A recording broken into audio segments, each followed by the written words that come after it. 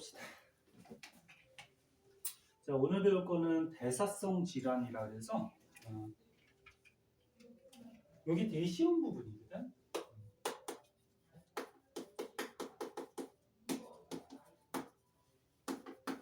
여기서 말하는 대사가 뭘 얘기하냐면 우리가 앞에서 배운 물질 대사 있죠. 물질 대사가 뭐가 있었지? 저분자를 고분자로 합성하는 동화가 있었죠. 그리고 고분자를 저분자로 분해하는 이화가 있었죠. 그래서 너네 생명체 안에서는 이런 동화, 이화 합성하고 분해하는 무슨 화학 반응이 일어난다 그랬어. 이런 거 생명체에서 일어나는 화학 반응을 물질 대사라고 하죠. 근데 이게 이상이 생깁니다. 그러니까 사람으로 따지면 사람 몸에서 물질 대사 하는데 무슨 이상이 생기면은 질환, 무슨 병이 나타나겠지. 그것들에 대해서 배웁니다. 그런데 이런 물질 대사에 이상이 생기는 주 원인은 유전적 요인도 있고, 그러니까 너네 몸에서 생기는 병 중에 이제 부모님이나 또는 위 조상에서 이렇게 내려온 병들이 있어. 그래서 유전적 요인도 있고, 그리고 너네가 살아가다 보면은 운동을 너무 적게 하거나, 담배를 피거나, 뭐 술을 마시거나 이런 거 다 좋지 않겠지. 이런 거에 의해서도 이런 대사성 질환이 나타날 수 있다는 거죠. 그래서 대사성 질환이 어떤 게 있대요? 한 번씩 들어봤을 거야. 이것도 참고 삼아 한 번씩 봐주는데 고혈압. 고혈압은 뭐야? 말 그대로 혈압이 어떻게 되는 거야? 높다라는 거죠. 너네 정상혈압이 얼마인지 알아요? 사람의 정상혈압? 니네 그 병원에 건강검진 같은 거 하러 갈 때 이렇게 팔 가지고 혈압 재잖아. 80에서 120 정도가 정상혈압이거든. 그러니까 심장이 이렇게 수축 이완하면서 혈액이 온몸에 막 공급되잖아. 심장이 수축하면 피가 쫙 나가겠죠. 그럼 혈관의 혈압이 어떨까? 높아지겠지. 최고 혈압이 120이야. 그 다음에 심장이 이완하면 피가 쫙 들어오겠죠. 그럼 혈관의 혈압이 낮아진단 말이에요. 최저 혈압이 80. 그래서 사람의 정상적인 혈압 범위는 최저 혈압이 80, 최고 혈압이 120. 사람마다 약간 달라. 여기서 조금 차이 나고 조금 이렇게 차이 날 수는 있어. 근데 이 정도가 정상 혈압이야. 근데 혈압이 너무 높아졌어. 너무 높아지면 고혈압. 그럼 어떻게 될까? 혈압이 너무 높으면 혈관의 피 압력이 높다라는 거지. 그럼 혈관이 어떻게 될까? 터질 수가 있어. 그러면 뇌 혈관이 얇거든요. 그럼 뇌혈관이 터지면 뭐 뇌졸중 같은 뇌질환 뇌혈관 질환이 생길 수가 있고, 그 다음에 심혈관계 질환이 여기 심장 얘기하는 거야. 심장 관계된 질환이 생길 수가 있고, 그 다음에 콩팥 기능이 뭐 저하되고 뭐 이런 게 생기고. 근데 이런 건 한번 읽어보세요. 그래서 고혈압은 말 안 써도 알죠. 정상보다 혈압이 높으면 뭐 이런 뇌졸중, 심혈관계 질환, 콩팥 기능 저하 뭐 이런 현상들이 생길 수가 있다. 당뇨병은 뭐지?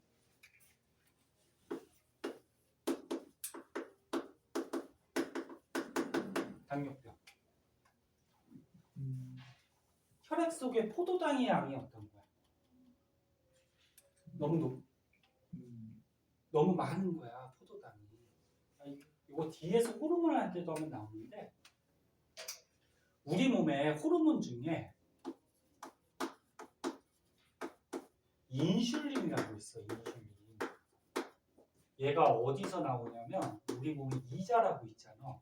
들어봤지? 소화할 때 한번 나왔잖아. 이자에. 이자에서 분비가 되는데 이 인슐린이 하는 역할이 혈당량을 감소시키는 역할이에요. 그러니까 너네가 밥을 먹든지 음식을 먹으면 음식물이 소화가 되면서 몸에 이제 포도당이 생긴단 말이야. 아까 문제 풀 때도 잠깐 얘기했듯이 녹말이 소화되면 뭐가 돼? 포도당 되죠. 그럼 그 포도당이 혈액 속에 들어가서 온몸에 공급이 된단 말이야. 그럼 너네 밥을 먹고 그러니까 녹말을 먹게 되면 포도당이 몸속에 많아지죠. 그럼 혈액 속에 포도당이 많아져요. 그럼 포도당이 너무 많다 보니까 당뇨병에 걸릴 수가 있어. 그럼 당을 어떻게 해야 돼?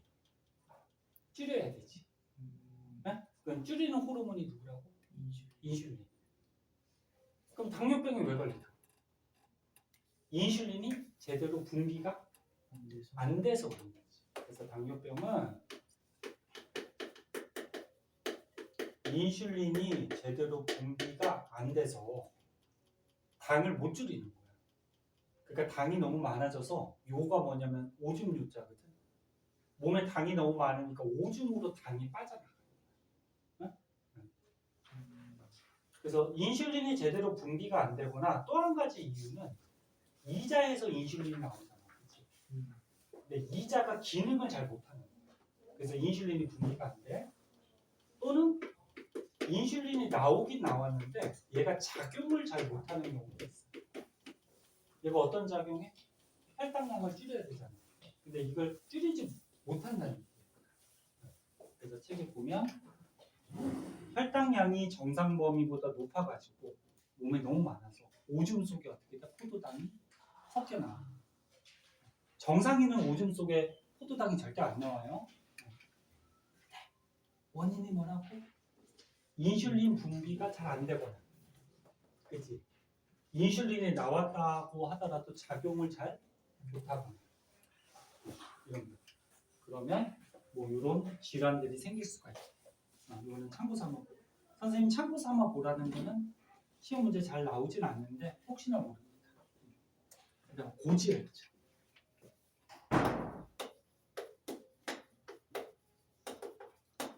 고 높은 거에 낮은 거야. 높다라는 거죠. 지 기름지자. 혈액이나 혈관. 그 이거 뭐야? 혈관에 기름이 많이 낀다는 거야. 대표적인 그런 기름 종류 중에 콜레스테롤하고 중성지방이라는 게 있거든. 너네 그런 거 들어봤니? 혈관에 막 콜레스테롤 껴가지고 혈관이 막힌다 막 이런 거 들어봤어? 이거야. 그래서 혈액 속에 혈관 속에 콜레스테롤,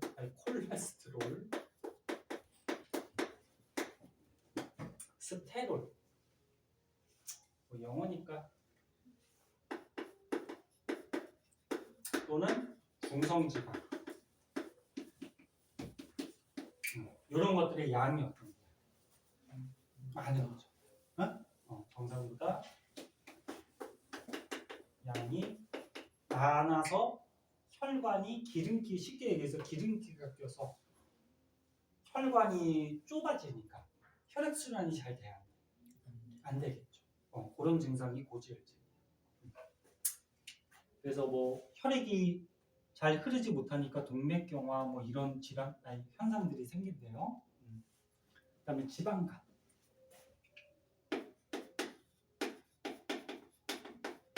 말에 다 나와 있네. 간에 뭐가 끼는 거야? 지방. 간에 지방 덩어리가 껴서 그러니까 간에 지방이 많이 축적된다라는 거야. 그럼 간이 제대로 기능을 할까 못하겠죠. 그래서 간이 제대로 기능을 못하면 뭐 이런 증상 또는 이런 병들 이런 것들이 생길 수 있다. 한번 봐두고 그다음에 통풍.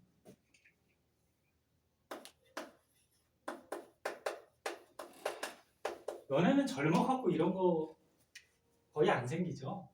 젊어서 이제 나이가 들면은 몸이 이제 늙으면서 이런 증상이 생길 수가 있어. 통풍도 들어봤니?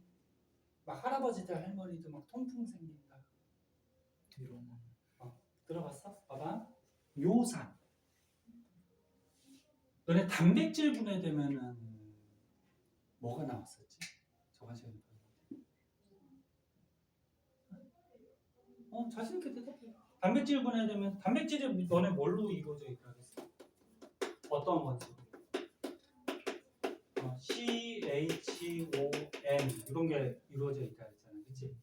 그럼 이 단백질 영양소 가지고 세포들이 호흡을 하면은 이산화탄소도 나오고, H하고 O랑 결합해서 물도 나오고, 그런데 여기 질소가 있기 때문에 뭐가 또 나온다 그랬어? 암모니아가 나온다 그랬지, 그렇지? 근데 이 암모니아는 선지야 졸려? 좀만 봐. 암모니아는 독성이 있어서 간에서 뭘로 바꾼다 그랬지? 요소로 바꾼다 그랬잖아. 기억나? 그래서 이 요소는 노폐물이니까 콩팥에서 걸려서 오줌으로 빼준다 그랬잖아. 여기서 말하는 요산은 단백질이 분해될 때, 암모니아가 바뀌면 요소가 되지. 그거에 의해서 요산이라는 물질이 생긴다는 거야. 근데 요산이 생겼을 때 관절, 그러니까 팔다리 같은데 이렇게 꺾이는 이런 관절 있죠. 관절에 요산이 축적이 돼서 염증이 생길 수가 있어. 이게 통풍이야. 그래서 정리하면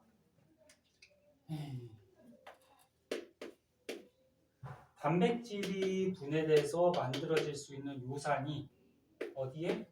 관절에 어떻게 돼? 쌓여서 염증이 생긴다 그런 얘기지? 이게 통풍이야. 물 한 잔 먹고 물 한 잔 먹고 왜 이렇게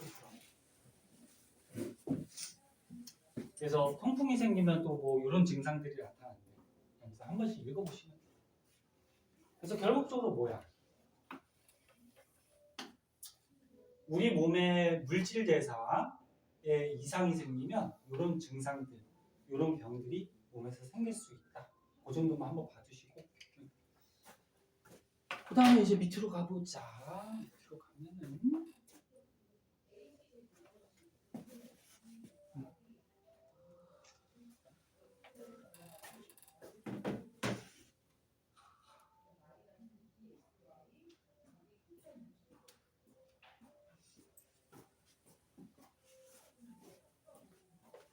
요거는 이제 아까 동맥경화 있었잖아요. 동맥경화가 요 대사성 질환 중에 대표적으로 무슨 병 때문에 생기는 거라 했어? 고지혈증. 그치, 고지혈증. 혈액 속에 기름이 껴가지고. 우리 몸에 혈관 중에 동맥 있죠. 저번에 혈액순환 할 때 기억나? 심장에서 피가 나가는 혈관이 뭐야? 동맥. 심장으로 들어오는 혈관이 정맥. 그치? 그럼 동맥에 고지혈증이 진행되면은 이런 기름기가 막 끼겠죠. 그치? 그러니까 이 노란색이 지금 기름기, 콜레스테롤이야. 얘가 기름이니까 끈적끈적하게 혈관에 붙는단 말이야. 그러면 기름기가 작고 콜레스테롤이 붙어버리면 정상 혈관보다 어떻게 돼? 혈관이 좁아지겠지. 좁아지면은 요 안에 있는 뭐 적혈구나 뭐 이런 혈액이 잘 흘러가요, 못 흘러가요? 못 흘러가고 혈관이 막히겠죠, 그렇죠? 그럼 혈관이 막히면 혈액 속에 너네 영양소나 산소를 가지고 우리 몸의 세포들로 공급하잖아. 그럼 혈액 순환이 잘 안 되니까 우리 몸에 영양소하고 산소가 공급이 잘 돼요, 안 돼요? 안 되겠지. 그러면 세포들이 세포호흡을 할 수가 없겠지. 그러다 보면 뭐 심장마비나 뭐 뇌졸중 이런 것들이 생길 수가 있다는 거예요. 뭐 쓸 거 없어요, 그죠? 따로 한 번씩 봐두고. 자, 그 다음에 대사성 질환의 예방 그래가지고 이거는 초등학생도 알겠다. 이런 질환들이 안 생기게 하려면 유전적인 요소는 어쩔 수가 없죠. 윗 세대로부터 이제 유전적인 요소를 받았을 때 유전자를 바꿀 수는 없잖아, 그치? 그건 어쩔 수가 없지만 살아가다가 아까 운동 부족 때문에 생길 수도 있다 그랬지? 그래서 어때? 운동을 열심히 해야 되겠죠? 초등학생도 알고, 그치? 그리고 식사 같은 것도 어떻게 돼? 뭐 편식하지 않고 과식하지 않고 여러 종류를 다 먹는 게 좋겠죠? 그리고 너무 열량이 높거나 그런 것들은 또 좀 가급적 줄이는 게 좋겠죠. 이건 초등학생도 알겠지, 그지? 우리 몸의 건강을 유지하기 위해서. 자, 그때 이제 한 가지 더 알아두면 에너지 대사의 균형이라는 게 있어요.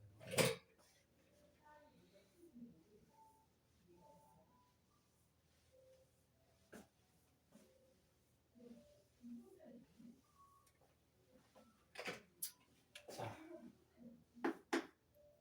왼쪽이야. 55점.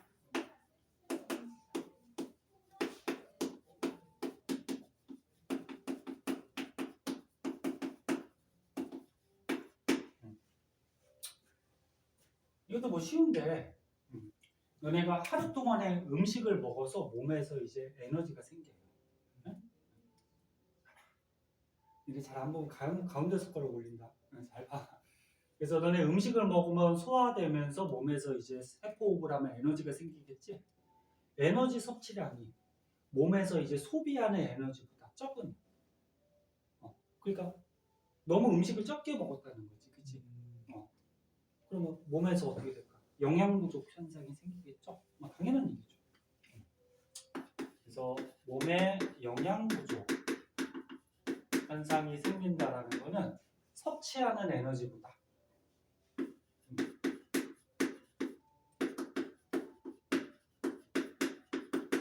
우리 몸에서 쓰는 에너지,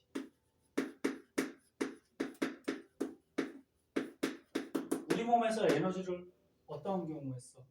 이렇게 체온 유지하는데 지금 에너지를 계속 쓰고 있죠. 열내고 있잖아요, 그치? 그리고 이렇게 활동하고 말하고 공부하고 다 에너지 쓰이죠. 그러니까 섭취하는 게 어떻다? 적으면 영양 부족 현상으로 어떻게 될까? 살이 빠지겠죠.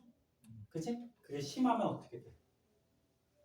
영양실조도 걸릴 수가 있겠지, 그치? 그래서 체중 감소, 영양실조. 그 몸의 균형이 안 맞으니까 면역력 저하 뭐 이런 게 생길 수가 있다. 그 다음에 가장 좋은 건 뭐야? 균형 잡힌 게 가장 좋은 건데, 그러면 영양적으로 균형하다는 거는 우리가 음식을 먹어서 에너지 섭취량하고, 그래서 몸에서 에너지 소비하는 양하고 어떨 때? 같을 때가 이제 가장 균형 잡힌 좋은 경우가 되겠지, 그치? 그 다음에 과다는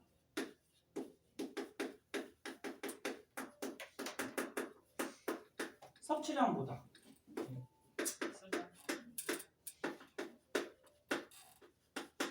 섭취량보다가 아니고 에너지 섭취량이 우리 몸에서 소비하는 것보다 어떠면 많으면, 그래서 100을 섭취했는데 몸에서 70만 썼어. 그럼 30이 남겠죠.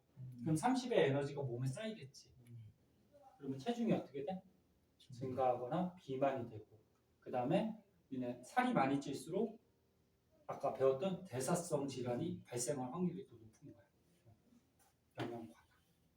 너무 쉽지? 이거고. 그리고 참고 삼아서 너네가 하루 동안에 몸에서 소비하는 에너지를 일일 대사량이라고 해요. 하루 동안에 물질 대사에서 몸에서 소비하는 에너지야. 근데 일일 대사량은 기초 대사량 플러스 활동 대사량 이렇게 해서 구하게 되는데, 기초 대사량은 뭐냐면은 너네가 아무것도 안 해도 심장은 뛰어야 되지, 폐가 움직여야 되지, 호흡하기 위해서 소화는 시켜야 되지. 그래서 생명을 유지할 때 필요한 에너지 양을 기초 대사량 그렇게. 활동 대사량은 말 그대로 우리가 활동할 때 필요한 에너지. 운동해요, 공부해요, 뭐 이렇게 활동할 때 필요하고. 그런데 잠을 자요, 휴식을 취해요, 요때의 에너지도 활동 대사량이라고 해요. 잠잘 때도 잠자거나 휴식을 취할 때 그때 필요한 에너지. 이거 기초대사량 아니야. 기초대사량은 말 그대로 생명 유지할 때, 몸 안에서 뭐 장기들이 움직일 때 필요한 에너지. 그래서 기초대사량과 활동대사량을 합해서 하루 동안에 필요한 에너지야. 이만큼을 소비하게 되는데 먹는 에너지랑 같을 때가 가장 균형적이라는 거지. 그치? 자, 밑에 기본 문제 두 문제 있는데요. 뭐 금방 풀 테니까 풀어보자.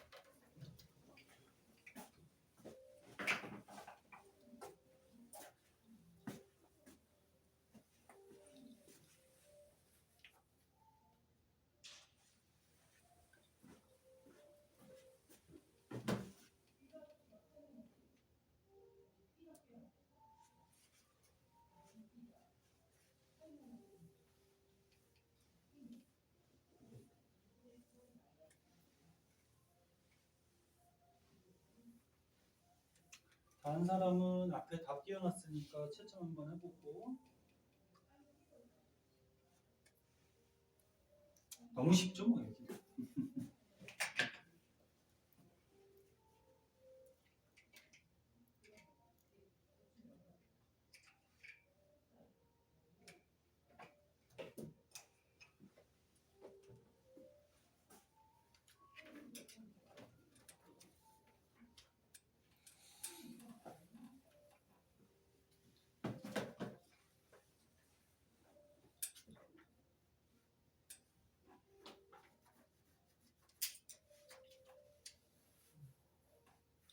다 된 거 같아. 헷갈리는 거 있어? 없지? 뭐 너무 쉽지 그지? 초등학생도 알겠다. 그치? 자, 뒤에는 저기 숙제를 일단 해오고 그리고 채점하고 모르는 거 있으면 체크해서 가져오세요. 뭐 어디까지 숙제? 이제 중간은 끝나가지고 몇 쪽까지니? 많다. 65쪽. 65쪽까지인가요? 65쪽까지. 알았지? 들어오시고. 자, 이제 새로운 단어. 생태계. 여기까지도 어렵지 않아.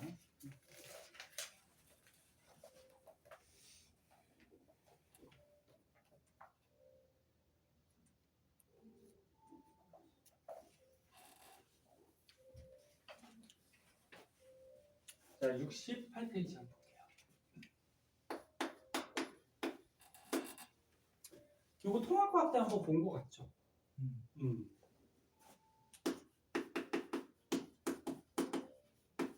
생태계 구성 요소. 너네 이런 생명체 한 마리 한 마리를 뭐라 그래? 개체라고 그러죠. 지금 교실에 사람이 4명 있잖아, 그치? 그 개체가 4명이 되는 거지, 그치? 생명체 한 마리 한 마리. 이거를 개체. 이거 앞에서도 선생님 한번 적어준 것 같은데, 그치? 그리고 한 가지 종류의 개체들의 무리. 그러니까 사슴이라 그러면 사슴들의 무리를 뭐라 그래? 개체군, 그치? 개체군. 그리고 어떤 지역에 사슴의 무리만 사는 게 아니고 토끼 무리도 살고 여우 무리도 살고 얘는 뭐야? 아무튼 뭐 독수리 무리도 살고 뭐 나무 중에 뭐 소나무 무리도 살고 그치? 그래서 어떤 지역에 여러 종의 무리들을 군집이라고 그러죠. 군집. 이거 앞에서 적었으니까 안 적어줄게요. 그리고 이런 생명체하고 환경까지 포함해서 뭐라 그래? 생태계라고 그러죠. 그래서 가장 큰 개념이 이제 생태계가 있고. 자, 그때 생태계 구성 요소라고 해서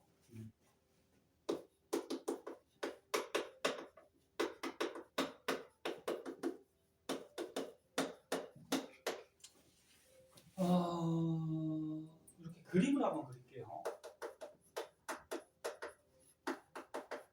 자, 지구에 생태계가 있대요.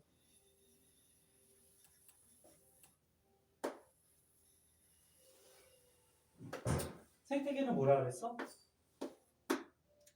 살아있는 생물하고 그 다음에 환경을 합해서 생태계라고 했지. 생물들이 사는 환경. 그때 살아있는 생물을 생물적 요소라고 그러고요. 그 다음에 생물들이 사는 환경은 비생물적 요소. 이렇게. 그럼 요거 먼저 할까? 초등학교 때도 한번 배우는데 지구에 살아가는 생명체들을 크게 세 가지로 분류하죠. 생산자. 그 다음 또 뭐 있어? 소비자. 분해자. 들어봤지? 생산자는 뭐야? 생산자. 대표적으로 식물같이. 식물들은 먹이를 먹을 수 있어요? 없어요? 없죠. 그래서 햇빛 같은 걸 받아서 뭐해? 광합성에서 스스로 양분을 얻지, 그치? 스스로 양분을 얻는 애를 생산자라고 그러죠. 생산자의 대표적인 게 이제 광합성하는 식물. 여기서 말하는 조류는 새가 아니고 여기 옆에 써 있는 것 같다. 물 속에 사는 뭐 광합성하는 원생 생물이라 그래서 이게 좀 뒤에서 나오는데 조금 어려워요. 그래서 뭐 대표적으로 저런 플랑크톤 같은. 어디에 있을까? 그러니까 대표적으로 이제 식물, 그 다음에 플랑크톤이 있는데 플랑크톤이 그 물속에 떠다니는 좀 미생물인데 그러니까 두 가지가 있어요. 식물성 플랑크톤이 있고 동물성 플랑크톤이 있는데 식물성 플랑크톤은 식물하고 마찬가지로 햇빛 받아서 광합성을 해서 양분을 만들어요. 그런데 동물성 플랑크톤은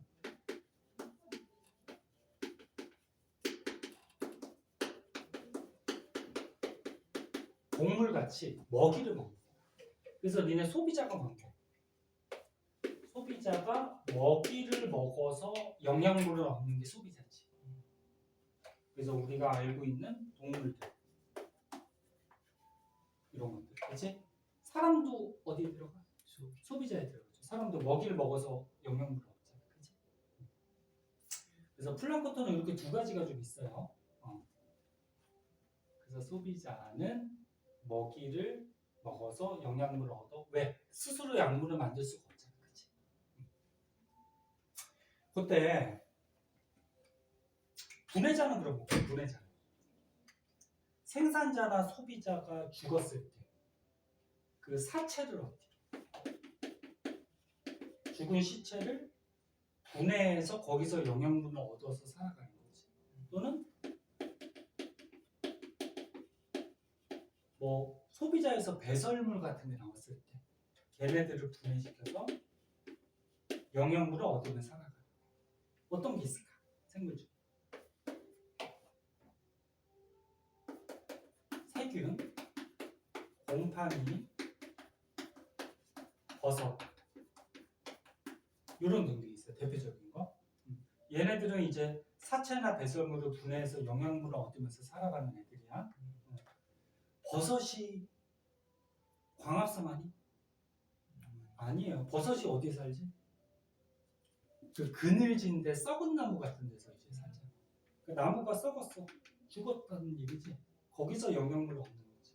이거 생산자 아니에요. 분해자예요. 그래서 우리 생태계에서는 요 생산자, 소비자, 분해자가 너무 다르게 아니라 서로 어떻게 영향을 주면서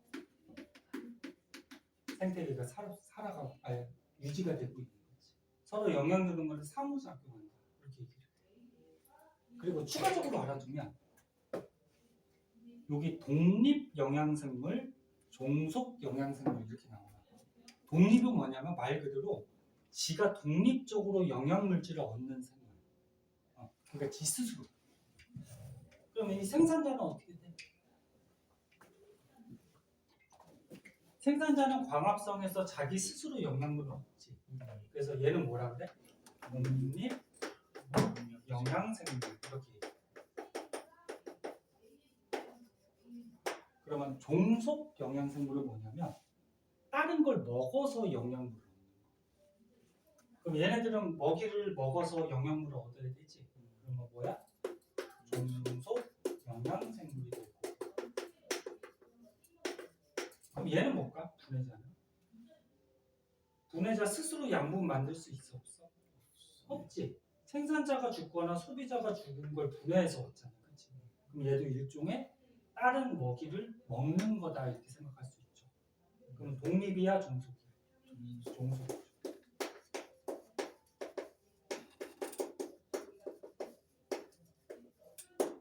됐지? 어렵지 않지? 괜찮지? 네. 자, 그 다음에 이제 비생물적 요소는 뭐냐면 이런 생물들이 살아가는 뭐다? 환경. 그러면 생산자가 광합성하려면 뭐가 필요해? 빛이 필요하지. 그치? 그 다음에 생물들이 살아가려면 토양도 필요하고 물도 필요하고 적당한 온도도 필요하고 이런 것들. 이런 것들이 환경, 비생물적 요소. 그럼 이 환경하고 생물하고도 서로 어떻게 할까? 영향을 주겠죠. 그치? 그러면 환경, 비생물적 요소가 생물한테 영향 주는 거를 작용한다. 작용.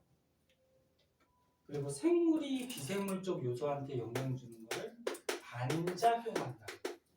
반작용. 그럼 선생님 예를 하나 들어볼게. 이 예가 있나? 책에?